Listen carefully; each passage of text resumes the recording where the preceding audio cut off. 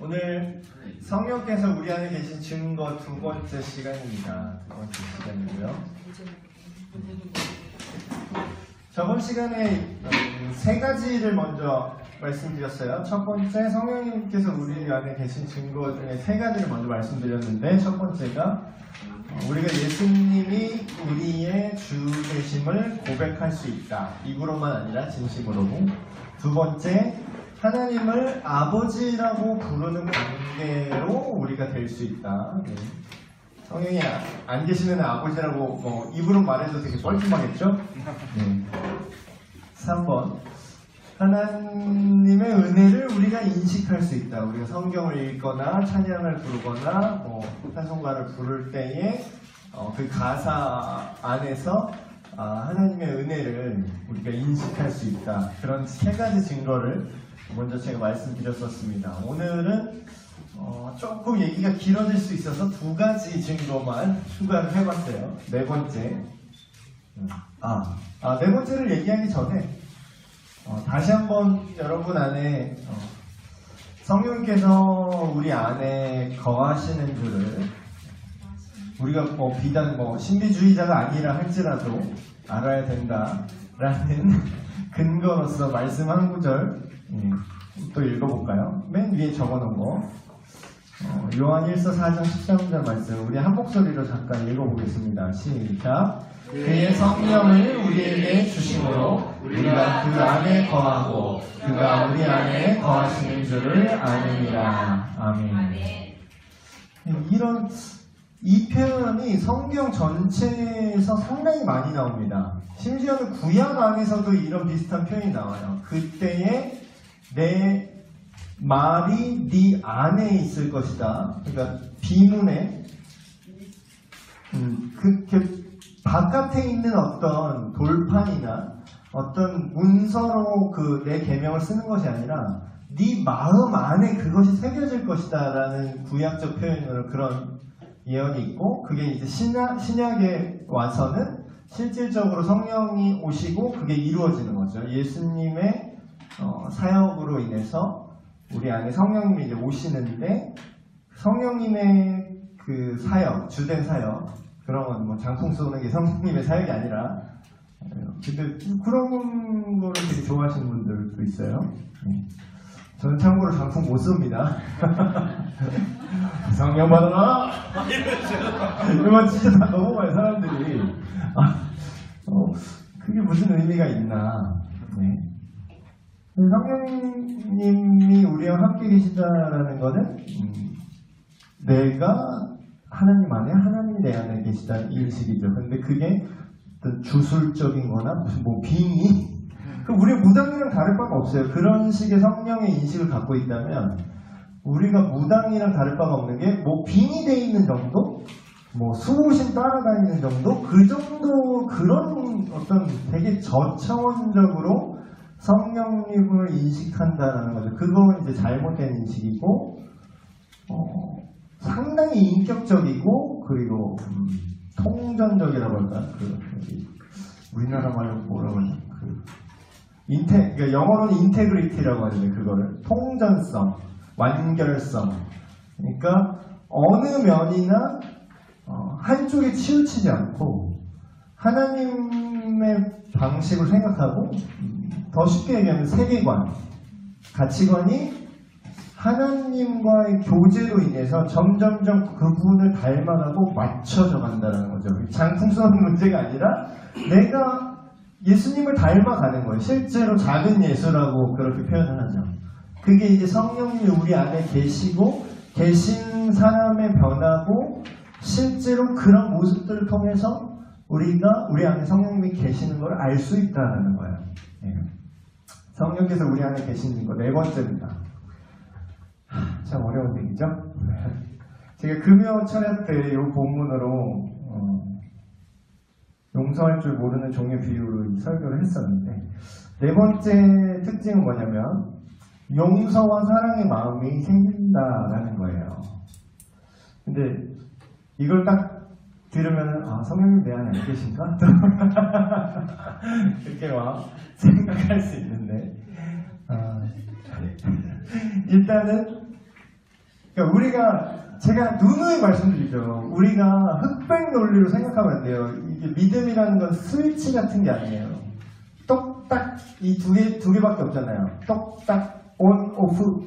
그럼 난 용서 무조건 용서 잘하고 용서 못하면 잘하거나 못하거나 이게 아니라는 거죠.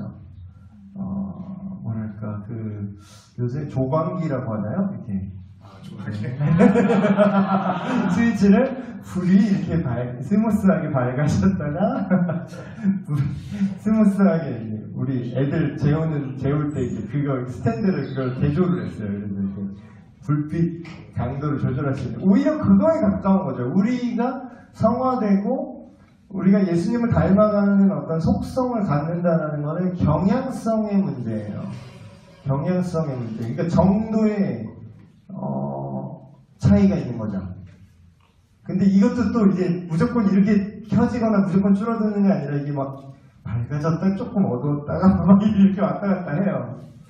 실제로 우리 삶이 그렇잖아요, 여러분. 예수님 믿는데 뭐 갑자기 막 초인돼가지고 막 갑자기 내가 네 돈 떼먹었다 야. 용서해줄게. 나도 그 사람 누구예요? 나도 돈 좀 빌리게. 그런 것처럼 이게 참 어려운 문제입니다. 용서와 사랑의 마음이 생긴다는 거. 먼저 우리가 그 말씀을 하나 볼게요. 근거 말씀이 요한일서 4장 12절에서 13절 이렇게 적혀 있는데 제가 읽어드릴게요. 어느 때나 하나님을 보는 사람이 없으되 만일 우리가 서로 사랑하면 하나님이 우리 안에 거하시고 하나님이 우리 안에 거하신대요. 그의 사랑이 우리 안에 온전히 이루어지니라. 그의 성령을 근데 그 근거가 뭐냐? 그의 성령을 우리에게 주심으로 똑같은 얘기가 나오죠. 우리가 그 안에 거하고 그가 우리 안에 거하신 줄 우리가 안다. 서로 사랑하고 용서하고 배려하고 그런 마음들. 용서가 사실 상당히 그렇게 쉽지 않죠. 여러분 누구를 이렇게 용서한다는 게 사실 쉽지가 않아요. 용서라는 말 자체가 이미 누군가가 나한테 뭔가 피해를 입혔다라는 걸 전제하고 시작하는 거잖아요. 그렇죠? 그럼 내가 누구를 용서해야 될 상황이 생긴다는 것 자체가 그렇게 달가운 일은 아닐 거예요. 그런데 그런 성경에서 용서에 대한 내용이 또한 정말 많이 나옵니다. 근데 뭐 이렇게 제가 써보았어요. 이 세상에는 죄인밖에 없다라고 그러는데 두 가지 죄인이 있을 뿐이다 이런 얘기를 해요. 용서받은 죄인, 용서받지 못한 죄인. 똑같이 죄인인데 하나는 큰 차이는 용서를 받았다 뿐이에요. 그러니까 천국과 지옥, 구원과 구원받지 못함에 가르는 그 차이는 결국은 용서를 받느냐 용서를 못 받느냐에서 갈리는 거잖아요.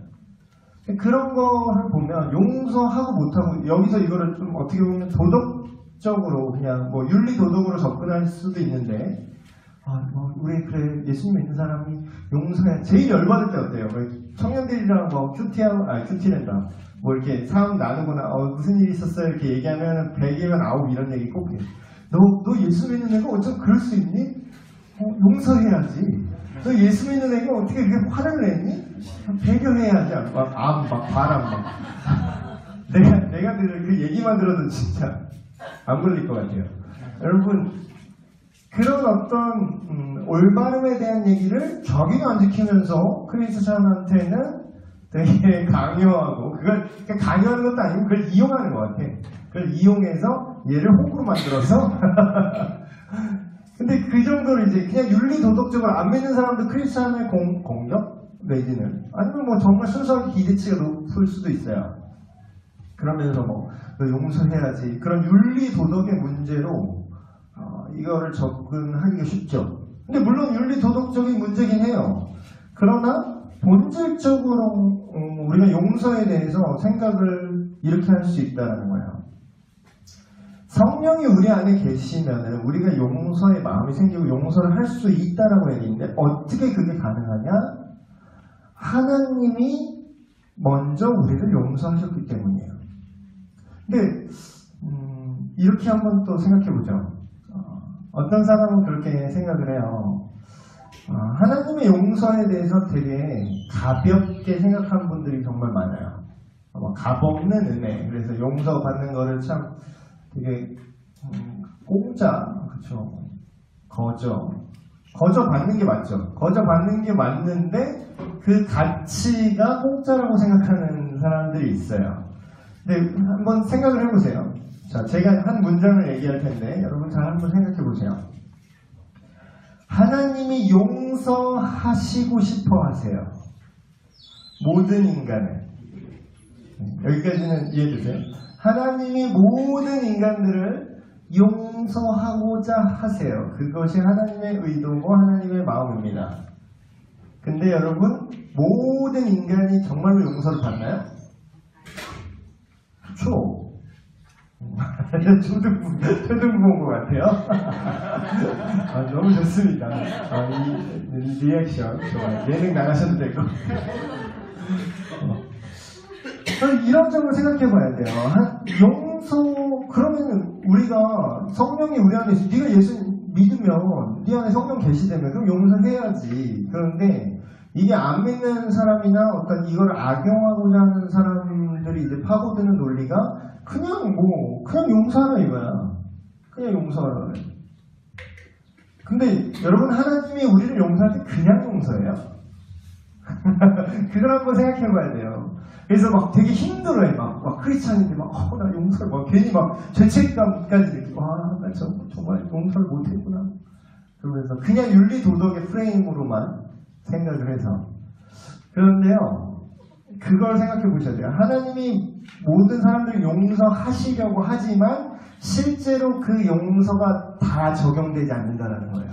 그 말은 누구는 용서를 받고 누구는 용서를 받지 못한다는 거죠. 그러면은 너희가 용서를 하라 그랬지만 용서하는 게 일방적일 수가 없다는 거예요. 실제로 용서가 적용되는 거는 상호작용에 가깝다는 거예요. 가까운 게 아니라 상호작용이죠. 용서를 혼자 할 수 없어요. 근데 용서를 혼자 할 수 있다고 생각해.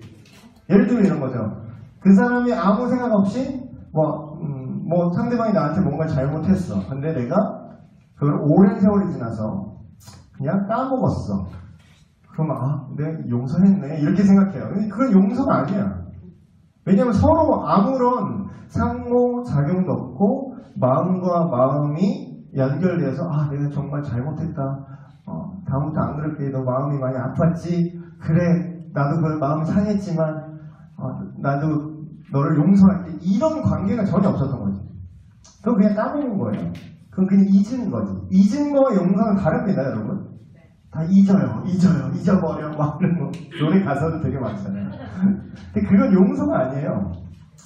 또 하나 좀 차이를 미묘하지만 차이점을 좀 여러분한테 말씀드리고 싶은 게, 어떤 사람은 그렇게 용서를, 어떤 처벌을 안 하는 것만이 용서라고 생각하시는 분들이 너무 많아요.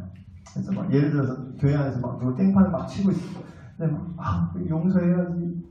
사랑해야지. 용서해야지. 근데 여러분 7번씩 70번 용서하라 하신 예수님의 말씀과 그 바로 뒤에 이어지는 그 10,000달란트 빚진 자를 탕감해준 그 임금의 비유가 나오잖아요. 근데 그 바로 직전에 텍스트가 뭐냐면 치리하는 내용이 나와요. 너희가 누가 잘못을 범할 때에 조용히 가서 말하고, 그 다음에 듣지 않으면 두세 사람이 가서 말하고, 그래도 듣지 않으면 온 회중 앞에서 말하고, 그래도 듣지 않으면 이방인처럼 여겨라, 쫓아내라, 이 얘기죠. 그 얘기 다음에 용서의 얘기가 나와요. 이게 문맥이라고 하죠. 컨텍스트라고 하죠. 문맥이 이렇게 이어지는데, 그러면 용서가 그냥 그 사람이 무슨 깽판을 치던 그냥 다 이해하고 넘어가라. 방관과 허용과 방치와는 전혀 다른 뜻이라는 거예요. 용서라는 건. 올바른 용서는 그런 거죠. 회개를 전제로 해야 용서를 받을 수 있어요. 그러니까 이게 좀 되게 미묘하죠. 목사님 그러면 그래 우리 지가 잘못한 거 회개 안 하면 우리 용서할 필요 없는 거야. 때리면 돼 그냥. 또 그런 뜻이냐? 그런 건 아니에요. 이게 되게 종이 한 장 차이예요. 여러분 정말 미묘한 차이인데 그 사람이 나한테 잘못을 하고 있어요. 여전히 하고 있어요. 근데 예수님이 우리를 위해 죽으실 때 우리가 회개했을 때 죽으셨나요? 잘못했어요 할 때 그래 이제 내가 네게 죄값을 치러주마 하고 죽으셨어요. 사도 요한이 이렇게 얘기합니다. 우리가 아직 죄인 되었을 때. 그러니까 그게 하나님의 마인드예요. 회개를 우리가 안 해도 하나님이 먼저 손을 내미시는 건 맞아요. 먼저 우리를 용서하고자 하시는 거지. 이 차이가 미묘한 거 아세요? 손을 먼저 내밀었어요. 근데 용서를 받는 건 그 사람이 이 마음을 받아들이고 이거를 깨닫느냐 못 깨닫느냐의 차이예요. 근데 우리가 성령이 우리 안에 계시면 우리가 용서하는 마음이 생긴다 그러죠. 근데 그 사람이 실제로 그걸 되돌리진 않았어. 회개하지 않았어. 그러나 그 사람이 돌이키길 바라고 그 사람이 돌이킨다면 받아줄 마음의 자세와 그런 표현들. 그런 게 가능하다는 거죠. 성령의 사랑은. 왜냐하면 하나님이 먼저 우리를 그렇게 용서하셨고 우리가 정말 갚을 수 없는 그런 은혜를 하나님으로부터 받았기 때문에 우리가 그걸 기억하고 있기 때문에 그것이 우리가 가능하다는 거예요. 그러니까 여러분 용서를 할 때 양극단으로 빠지시면 안 될 것 같아요. 그냥 용서해야지 하면서 막 누가 교회 개판치도 말했던 그냥 냅두고 그냥 그 방치하는 거고요. 그거는. 근데 너 회개 안 하면 얄짤 없으면 그냥 바로 죽일 거야. 이런 좀 극단, 이 양쪽 극단. 그래서 정확히 하나님의 용서를 해서 여러분 많이 묵상하셔야 돼요.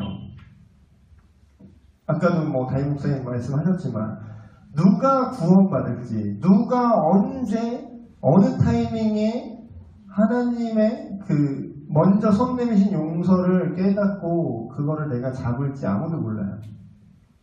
그렇기 때문에 우리가 하나님의 마음으로 사람들을 용서하고 사랑의 동기로 해야 되는 거죠. 그래서 실제로 용서를 한다고 해도 처벌을 할 때도 있어요. 용서하면 처벌을 안 해야 되잖아. 근데 용서해도 처벌을 할 때가 성경에 꽤 나옵니다. 예를 들면 그런 거죠. 다윗이 죄를 범했어요. 원래는 네가 죽을 것이다 이렇게 얘기했어요. 그 죄 때문에. 근데 하나님이 다윗이 회개하니까 하나님 용서해줬어요. 용서해줬으면 그냥 넘어가야 되잖아. 아니요. 실제로 그 여분의 그 죄로 인한 재앙이 실제로 있었고요. 그리고 밧세바 사이에서 첫 아들이 죽었어요. 그건 뭐냐? 용서해줬다며요. 근데 용서의 그 본질이 뭐냐면요. 그 사람이 회개해서 올바른 길로 가기를 바라는 마음에 처벌을 면하거나 감해주는 거예요. 그렇죠? 근데 또 반대 케이스가 있어요. 용서를 하는데 처벌을 아예 안 할 때가 있어요. 예를 들면 예수님이 가늠한 여인이 잡혀왔을 때 뭐라 그래요? 나도 너를 정죄하지 않는다. 그런데 가서 다시는 이런 죄를 범하지 말아라. 이게 왜 이랬다 저랬다 기준이 달라요? 이게 아니라 동기가 사랑의 동기여야 돼요. 근데 딱 봤을 때 여러 케이스가 있어요. 이 사람을 봤을 때 처벌을 면해야 회개하고 더 돌이킬 사람이 있고, 왜 사람도 잘한다 해야 잘하는 사람이 있고, 이 새끼 똑바로 안 해 하면서 좀 이렇게 밟아줘야 잘하는 사람이 있잖아요. 예, 죄송합니다. 옛날 레슨할 때 솔직히 가르칠 때는 그런 게 있어요. 이 사람 딱 봐서 격려해야 잘할 것 같은 애는 격려를 해야 되고요. 좀 이렇게 격려하면은 자만하고 이런 애는 좀 밟아줘야 돼요. 그래서 이거밖에 못해? 막 이러면서 그러면 잘하는 사람이 있어요. 그런 것처럼 동기는 뭐예요? 내가 어떤 애는 우쭈쭈해주고 어떤 애는 밟아주는데 이 동기는 똑같아요. 사랑의 동기예요. 얘가 잘 됐으면 좋겠는 거지. 그런 것처럼 우리가 용서를 할 때도 하나님이 처벌을 아예 면제하실 케이스가 있고 처벌을 용서는 하지만 처벌은 어느 정도 하실 때가 있어요. 왜냐하면 걔는 어느 정도 처벌을 당해야 이 죄가 정말로 강력하고 나를 죽일 수 있는 거고 하나님과의 관계를 완전히 박살낼 수 있는 거구나라는 공포를 경험할 수 있어요. 그러면 그 사람이 다시는 그 죄를 범하기가 어려워지겠죠. 그럼 사랑의 동기로 용서를 하지만 용서의 한 방법 안에서 처벌도 같이 가는 경우가 있어요. 그러니까 용서해 줍시다. 교회 안에서. 그러니까 교회 지도자들이 판단을 잘해야죠. 이 사람을 처벌을 안 해도 될 케이스인지 아니면 원래는 교회에서 쫓아내야 되는데 아니면 뭐 직위를 뺏는다든가 그런 식으로 어떤 그런 처벌의 경중을 지혜롭게 결정하면서 용서를 해야 될 때가 있는 거죠. 그렇죠? 넘어가 보겠습니다. 5번째, 성령의 근심하심을 깨닫는다. 이거 먼저 얘기하기 전에 구약시대의 성령의 역사와 신약시대의 성령의 역사의 차이점을 먼저 제가 말씀을 드릴게요. 여기 써있죠. 구약시대 성령의 역사는요, 일시적이에요. 그리고 모두에게 일어나지도 않아요. 몇몇 특정한 사람들에게, 하나님의 사명을 받은 사람들에게 일시적으로 하나님의 능력을 행하기 위해 일시적으로 임하신다. 그러니까 임하신다는 표현이 상당히 구약적인 표현입니다. 사실 오늘날 우리가 막 성령이여 임하소서 이러는데 이거는 사실 오늘날에는 안 맞는 표현이에요. 왜냐하면 우리는 성경을 구약도 보고 신약도 보니까 이렇게 막 다 보는데 우리가 막 시대 순서 막 다 짬뽕되잖아요. 그러니까 막 구약에 있는 표현들 성경적 표현이라고 그냥 막 쓰는 것들이 있어요. 예를 들면 막 성전을 우리 지읍시다, 성전에서 기도합시다 이런 것도 사실 오늘날의 성전, 교회당 저기 우리 지금 예배드리고 온 데가 성전이라고 생각하시는 분들 있어요. 엄밀하게 따지면 보면 성전이 아니에요. 성전은 상당히 구약적인 개념입니다. 신약적인 개념에서 성전은 우리 몸이 성전이에요. 그럼 성전이라고 부르는 게 아니라 엄밀하게 말하면. 근데 뭐 그냥 엎어치나 외치나 뭐 그냥 느낌 아니까 그냥 이렇게 크게 봐서 그래. 하나님이 거하셨던 성전이지 하면서 그냥 이렇게 넘어가지만 사실 엄밀하게 말하면 저긴 성전이 아니라 예배당이죠. 그런 거 어때요? 그런 용어의 오차인데. 그리고 성령이 그렇게 임하신다라는 표현은 한시적이고 일시적이고 특정 몇몇 사람에게만 임하셨기 때문에 그게 구약적인 표현이라는 겁니다. 그리고 구약시대 때는 반대로 성령이 임하시기도 하지만 떠나실 수도 있어요. 왜냐하면 한시적이니까. 그래서 시편 한번 보세요. 시편을 보시면 다윗이 그런 기도를 해요. 주의 성령을 나에게서 거두지 마소서 이런 표현을 했어요. 그런 아주 구약적인 개념이죠. 성령이 임하셨다가 떠나시기도 했다가 다시 임하셨다가 그런 개념. 근데 우리는 신약시대를 살고 있죠. 신약시대 이후의 성령의 역사는 예수님이 딱 이렇게 해요. 내가 너희와 영원히 함께 하리라 하면서 보내준 게 성령님이잖아요. 그쵸? 그럼 왔다 갔다 하면 안 되잖아. 영원히 함께 하리라 했는데 얘가 수틀렸네. 죄 짓네. 여기 완전 비호감인데 잠깐 좀 나가 있어야겠다. 여기 성전이 좀 더러워져서 내가 못 살겠다 하면서 막 나가. 그러지 않는다라는 거예요. 신약시대의 성령의 역사는 영구적이고 함께 거하시는 개념이고 믿는 자들한테 임하시는데 떠나지 않으세요. 그러니까 계속 임할 필요가 없는 거예요. 막 임하소서 막 이런 사람들 있어요. 막 성령이여 임하소서 막 이런. 그럼 성령님이 다 되게 어이없어요. 나 왔는데 왜 자꾸 오라 그래? 왜 자꾸 나 왔는데 자꾸 왜 또 오라 가라야? 난 여기 있는데. 약간 하나님 되게 당황스러우세요. 하나님 자꾸 무슨, 우리 강령술사 아니잖아요. 왜 자꾸 소환하려고 그래. 자꾸 마법진 그려서 막 소환하는 느낌으로 자꾸 이러고 있어. 성령님을. 성령님 와라 가라 하지 마시고. 이미 오셨습니다. 여러분이 믿으면. 그래서 믿는, 뭔 얘기다 들었죠? 그쵸. 근데 이제 문제가 이거예요. 성령님이, 문제가 있는데, 그러니까 우리한테 문제가 아닌데 성령님 차원에서 문제죠. 성령님이 문제가, 고민이야, 성령님이. 왜 고민이냐면, 떠날 수가 없는 게 고민이야. 성령님이 왔는데, 예수님이 약속해서, 이제, 영원히 함께 거하셔야 되는데, 얘네들이 내 클래스에 안 맞는 행동과 생각을 너무 하는 거야.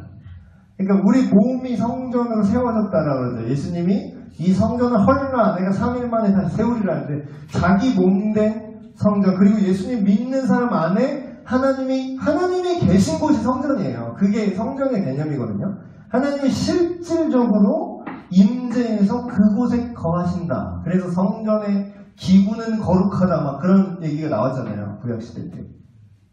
근데 그게 아주 포터블하게 된 거죠. 모바일 각 개인에게.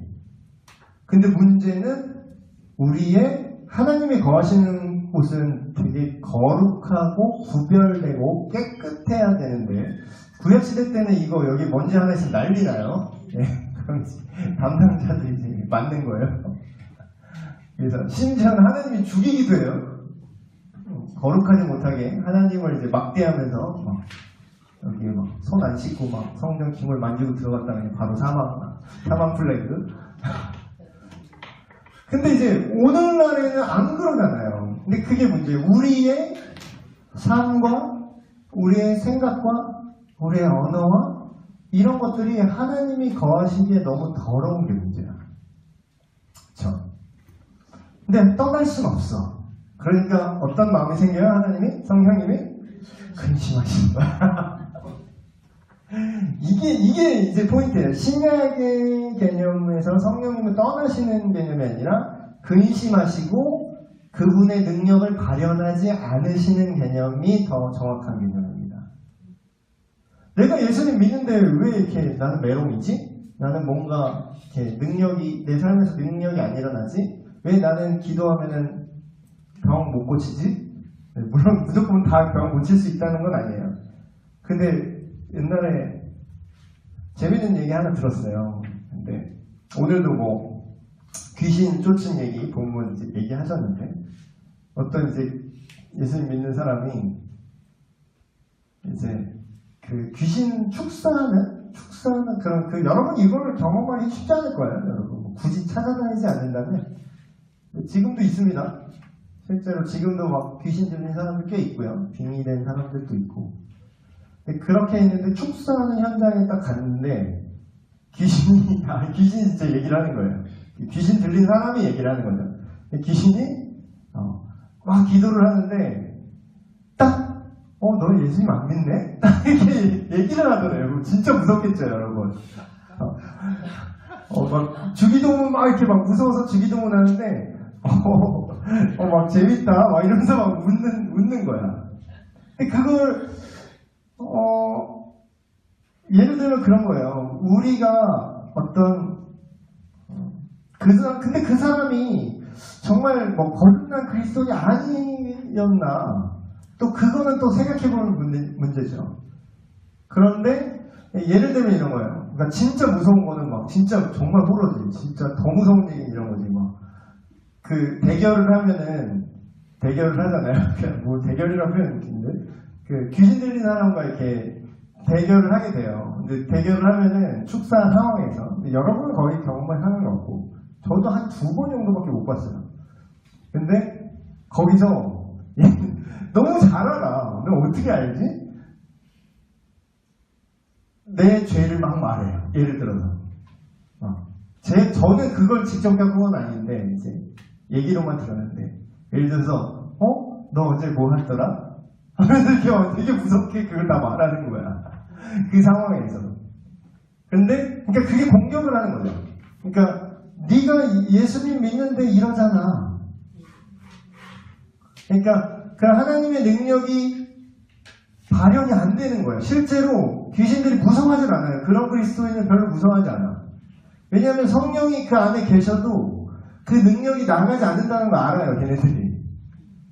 그래서 그거 아세요? 성경에 보면은 제자들이 축사를 하는데 안 되고 예수님이 하니까 되는 장면 나오죠. 그래서 제자들이 물어보잖아요. 왜 우리는 안 됐어요? 이렇게 물어보죠. 이 차이예요. 이 차이.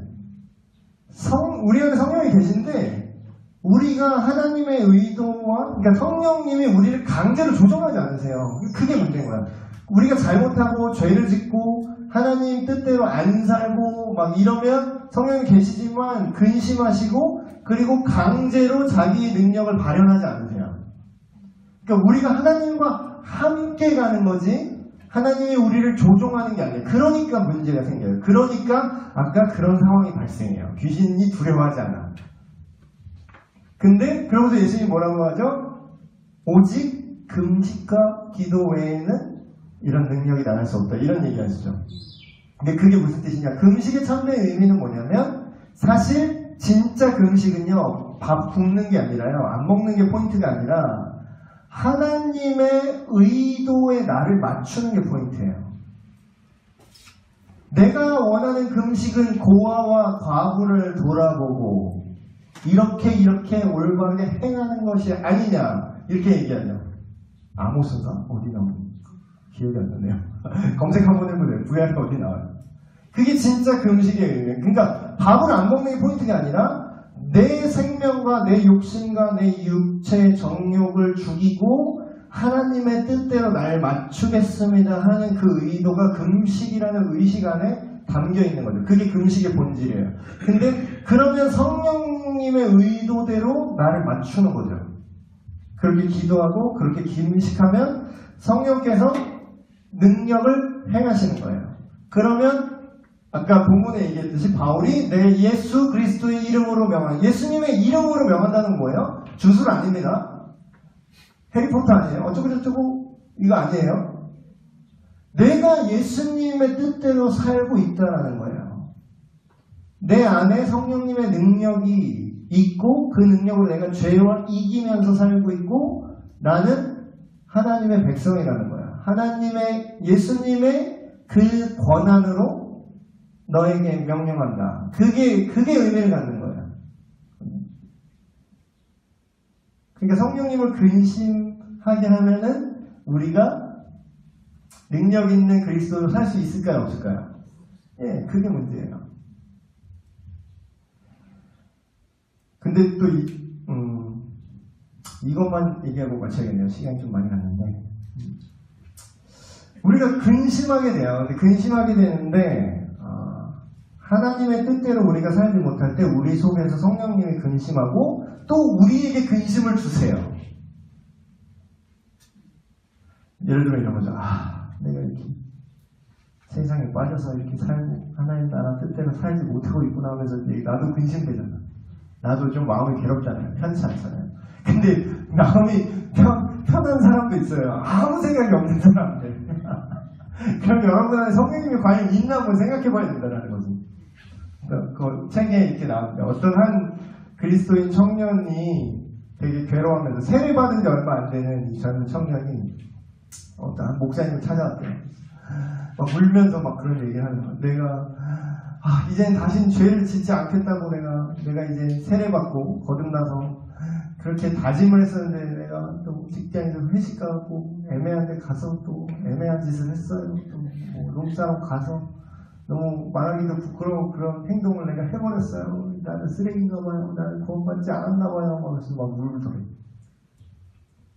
이 목사님은 그렇게 얘기했대요. 왜 당신 마음이 지금 괴롭죠? 왜 당신 지금 근심하죠? 당신이랑 같이 그 장소에 있었던 직장 동료들은 근심하던가요? 아니요? 너무 좋아하는데요?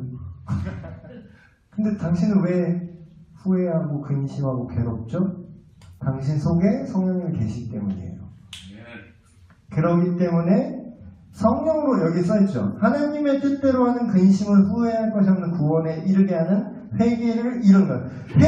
회개하게 하는 거예요. 성령님이 우리 안에 계시기 때문에 우리가 근심하게 되는 거죠. 그 성령님의 근심이 우리 안에 전달되는 거예요. 죄에 대한 꺼리낌. 진짜 나쁜 놈들은요, 죄를 지어도 전혀 근심이 없습니다. 정말, 아주 시원하다, 그냥. 아주 이런 거예요. 죄를 지어도 시원하게 져요. 그러나, 우리 안에 계신 성령님께서 우리를 죄에 대해서 민감하게 하시고 근심하게 하신다는 거죠. 그래서 그 결과 우리를 거룩한 길로 이끌어 가신다는 거예요. 오늘은 성령이 우리 안에 계시는 것 두 번째 시간, 용서와 사랑의 마음이 생긴다, 성령의 근심하심을 깨닫는다, 이 두 가지를 얘기했습니다. 다음 주에 3번이 남았네요. 양육반은 여기까지 하고 오늘 본문에 대해서 한번, 공과를 또 가르치시는 분들도 오늘 또 고민이 되셨을 텐데, 오늘 장면이 예수님이 잡히셔서 빌라도에게 신문을 받으시는 장면이에요. 근데 제가 누누이 말씀드리지만, 물론 이 텍스트에서 중심되는 내용을 뽑아내야 되는 건 맞아요. 근데 여러분이 이 텍스트 안에만 이 내용을 기계적으로 설명하는 데서 그치면 애들이 아무것도 얻을 게 없어요. 그럼 이런 소리 나요. 그거 알아요. 그때 들었어요. 근데 뭔 뜻인지 모르잖아. 그 스토리만 아는 거예요. 그 스토리도 제대로 몰라. 그것의 의미를 알지 못하는 거죠. 그래서 여러분이 조금 더 깊게 들어가셔야 돼요. 깊게 들어가는 게 어렵게 하는 뜻은 아니에요. 깊은 본질을 가지고 쉽게 얘기하시면 참 어렵죠? 어려우니까 우리 함께 지금 고민하는 거잖아요. 포인트는 이거예요. 빌라도가 이런 걸 물어봐요. 네가 유대인의 왕이냐? 근데 이게 두 개로 갈리는 거예요. 정말로 이 빌라도의 의도가, 예수님이 다시 되묻잖아요. 그게 네 생각으로 물어보는 거냐, 사람들이 그렇게 해서 물어보는 거냐, 예수님이 물어보죠. 근데 그 의도는 어느 의도냐에 따라서 대답이 달라져요. 만약에 사람들이 정치적으로 유대인의 왕, 그러니까 그러니까 로마 황제죠. 로마 황제를 반역하는 또 다른 독립군이냐라고 하는 질문이 될 수 있겠고, 사람들이 묻는 대로 하면 네가 스스로 생각해서 물어보는 건 이런 의도일 수 있죠. 네가 정말 이스라엘의 그 온다는 메시아냐? 요 의도를 지금 물어보시는 거예요. 근데 뭐 알면서 물어봤겠죠. 뭐 설마 몰랐겠어요. 그걸 어떤 의도로 물어보시는 거예요. 그러면서 또 중요한 포인트가 뭐냐면, 블라블라블라 이렇게 얘기하는데 그 뒤에 빌라도의 답을 보면 그 정치적이라는 걸 알 수 있어요. 그러니까 니네 종교 얘기 난 모르겠고, 그건 니네 사정이고, 우리 로마법에 뭔가 저촉되는 일 했어 안 했어? 그거 물어보는 거죠. 그러면서 이런 얘기를 합니다. 진리가 뭐냐? 내가 진리를 위하여 왔고 내가 진리를 위하여 증언하기에 이 땅에 왔다. 그렇게 예수님이 얘기하니까 진리가 뭐냐? 라고 이렇게 물어봐요. 이거를 오늘날에도 아이들한테 이걸 얘기를 해야 돼요. 그러니까 애들이 진리가 뭐냐? 관심 없어요. 일단은 관심 없는데, 이런 질문을 할 수 있도록 여러분이 좀 유도를 해주셔야 돼요. 아니면 그게 유도가 안 된다 하면 그 얘기는 할 수 있겠죠. 빌라도가 생각했던 진리는 뭘까? 그리고 유대인들, 예수님을 십자가에 못 박으라고 했던 유대인들이 생각하는 진리는 도대체 뭐였을까? 그렇다면 진짜 예수님이 말하고자 하시는 참 진리는 뭐였을까? 요거를 이제 좀 대조를 해주는 거죠. 그래서 초등부는 하기 참 어렵겠네. 근데 이것도 가능은 해요. 그러니까 여러분이 고민을 많이 하시면 가능은 해요. 예수님이 간단하게 얘기하면 이런 겁니다. 유대인이 원했던 진리는 뭐냐면 자기들을 정치적으로 잘 먹고 잘 살게 하는 왕을 원했어요. 빌라도는 이방이죠. 빌라도가 원했던 진리는 뭐냐? 사실 오늘날 세속적인 사람들에게 상당히 가까워요. 빌라도가 생각한 진리는 그냥 자기 안위예요. 여러분 부자 되세요. 돈 많이 버세요. 행복하세요. 조금 나아지면 그나마 자아실현하세요. 근데 그 자아실현이라는 게 다 건물주. 공무원 정말 이 나라의 녹을 먹는 내가 그런 여러분을 국민을 섬기는 나라의 공직자가 되겠습니다라는 원대한 꿈을 갖고 지금 그 많은 사람이 공무원 시험 준비할까요? 우리 좀 솔직해집시다. 보장된 연금, 잘리지 않는 철밥통, 업무 잘 못한다고 잘리지 않고 불이익 없고 안전빵. 안전빵이 이제 세 글자잖아요. 공무원 안전빵. 안전빵은 어디서 하는 거잖아요. 근데 결국 그 의도는 뭐야? 나 그냥 편하게 살고 싶어. 문제 일으키지 마. 야, 너 니네 종교는 나 뭔지 모르겠고 그냥 로마법에 문제 일으키지 마. 너 뭔데 니가 뭔데? 지금 이거 물어보는 거예요. 근데 딱 봤는데 또라이네 그냥 그러면서 그렇지만 그냥 잡아 죽일 만큼 잘못한 것 같지도 않아. 죄 없네 하면서 이제 물어보는 거죠. 근데 막 죽이라고 난리치니까 얘네들이 또 폭동을 일으키는 거 아니야? 얘 풀어주면? 빌라도의 진리는 뭐냐면 안전빵이에요. 그러니까 내 자리를 유지하는 게 목적인 거지. 그러니까 실제로 옳고 그름은 별로 중요하지 않고 어떤 결정을 해야 얘네들이 만족하고 폭동 안 일으키고 남은 분봉 내가 여기를 황제한테 욕 안 먹고 잘 어떻게 안전빵으로 다스리나 그 고민이 더 컸던 거예요. 진리를 물어보긴 하는데 사실 그렇게 관심은 없어요. 내가 진리를 위해서 왔다는데 뭔가 얘는 비장한데? 뭔가 비장한데? 내가 알 수 없는 성질의 것이야. 뭔데 진리가? 근데 현대인들이 여기에 상당히 가까워요. 거의 이제 빌라도의 그 유대인은 어떤 종교적인 어떤 뭐랄까 진짜로 진리가 뭔가 있다고 생각하고 그걸 붙드는 그룹이에요. 근데 문제는 그게 가짜 진리. 엉뚱한 진리를 정말로 신실하게 붙드는 그룹이 유대인이었다면 현대인들, 그러니까 무신론자 그룹에 가깝죠. 내 행복과 내 안락이 최고의 진리야. 그것이 이루어지면 진리고 그것이 깨지면 진리가 아니야. 그런 것들에 대해서 애들 치킨이 진리더라고 얘기하는데 진리 진리를 되게 진리 용어를 되게 낮은 차원에서 많이 쓰더라고요. 야, 그 진리지. 피자가 진리. 그렇게 따지면 저는 피자가 진리예요.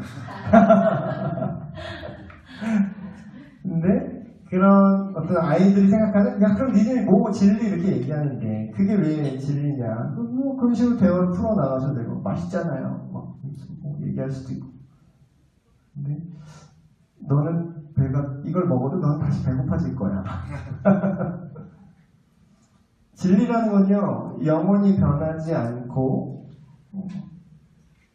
우리의 모든 본질 그런 것들을 다 아우를 수 있어야 진리라고 말할 수 있죠. 부분적인 진리는 진리가 아니에요, 사실. 그건 그냥 사실이지. 부분적인 어떤 측면들이지. 진리라고 말할 때는 모든 것에 대해서 아우르는 변하지 않는 선명한 기준이고 해법이어야 돼요. 그런 것에 대해서 예수님이 근데 이 본문 자체에는 예수님이 어째서 진리신지에 대한 설명은 안 나와요. 여기서 교사들의 역량이 발휘되는 겁니다. 여러분 성경 어느 본문을 찍어도 어떤 상황이 나와도 결국은 복음을 얘기할 수 있어야 돼요. 그래서 복음을 굳이 사형리처럼 따따따따 그렇게 어떤 공식화해서 얘기할 필요는 없어요. 그러나 다른 방식으로 말하더라도 그걸 풀어서 이야기할 수 있어야 됩니다. 근데 그거를 여러분이 훈련을 해서 한다기보다는 여러분들 복음을 생각보다 잘 알지 못해요. 생각보다. 그걸 여러분이 정말 묵상을 많이 하셔야 돼요. 복음에 대해서. 여러분 스스로 질문도 되게 많이 하셔야 돼요. 그러니까 약간 섀도우 복싱이라고 해야 되나? 이렇게 복싱 허공에다가 헛손질하면 섀도우 복싱 한다고 요새 그러는데 그게 아니라 가상의 상대를 설정하세요.